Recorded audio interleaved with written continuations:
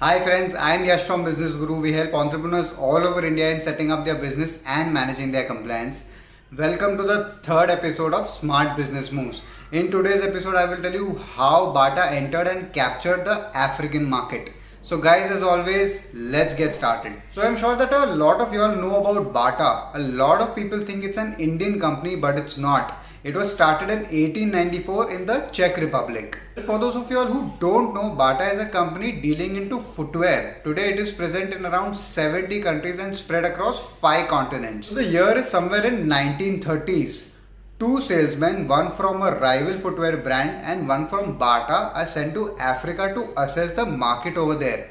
They are sent to understand whether or not Bata and the rival brand should enter Africa or no. These salesmen did their survey, met and interacted with a lot of people, understood and evaluated the market over there.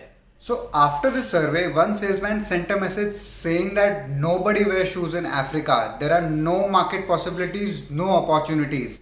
His message was clear. Why sell shoes at a place where nobody is wearing shoes? Maybe nobody is interested in wearing them. Bata salesman was different. He said everybody here is barefoot. But logically, everybody should wear shoes. Like, why are they not wearing shoes? He sent a message back to his company saying that there is tremendous opportunity over here. Everybody is barefoot. Send your inventory. I am waiting here.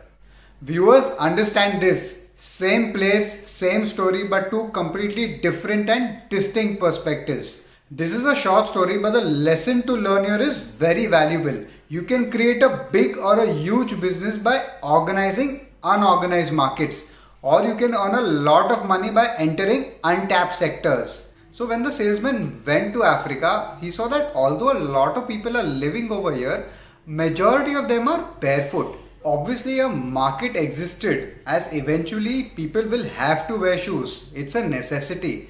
But this market was disorganized. Also, nobody was ready to enter this market as nobody saw the opportunity.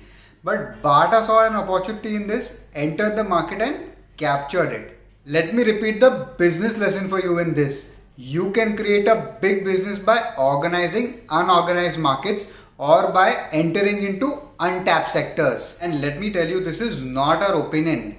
Big businesses are built around this principle. Amazon organized distribution and modern retail. It entered into e-commerce when everybody thought internet was a fad and will fade away in some time. IndiaMart organized small and medium businesses by getting them online. Microsoft started selling software when few people had computers.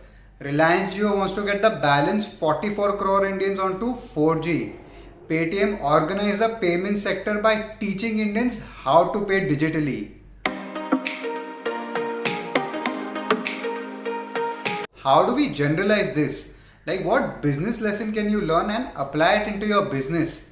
So when you want to start any new business, think about how untapped that sector is. Think how messy and how disorganized it is. If it is already organized, there is no place for you. Understand that any big opportunity is messy, hard, disorganized and difficult.